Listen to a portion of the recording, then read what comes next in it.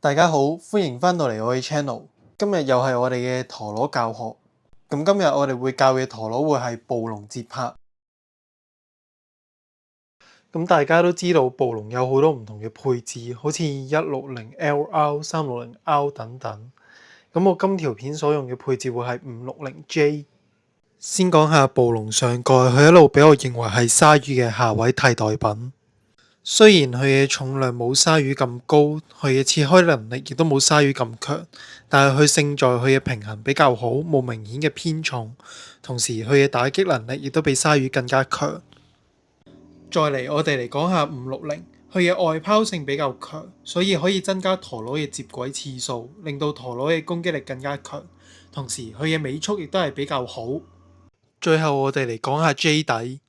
佢係屬於一粒半攻擊半持久嘅軸心，咁樣可以大大發揮到暴龍嘅攻擊力同埋持久力。而 J 底搭配560，亦都可以有效咁防止俾左迴旋吸收，有效咁樣同左迴旋進行一個對抗。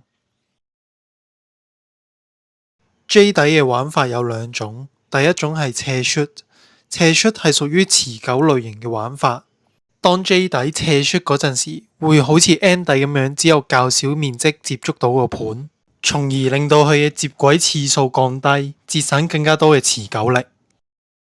其次係平 shoot， 平 shoot 嗰陣時，佢可以有較大面積可以接觸到個盤，令到陀螺更加容易步走，使接軌次數上升，從而增加佢嘅攻擊力。喺打法方面，我嘅暴龍通常會有3種嘅打法。第一種打法就係普通平 shoot， 通常會用得呢個情況就係需要我搏2至3分去追和或者去贏對手嗰陣時就會使用，而呢個打法亦都係最適合任何新手去使用嘅打法。第二個打法係斜 shoot 落盤嘅中間，通常會用呢個嘅情況係面對一啲比較強勢嘅攻擊型，例如爆印、鳳凰等等。咁斜 shoot 落盤嘅中間就可以有效咁抵禦佢哋嘅攻擊，並且等待適當嘅時機進行反擊。最後一種打法係上貓耳，通常會用得呢個情況係面對緊一啲防禦型嘅陀螺，我需要加重我第一下嘅攻擊嗰陣時會使用。會上貓耳嘅原因係因為防禦型嘅陀螺通常會選擇上貓耳嚟去躲避攻擊型陀螺嘅攻擊。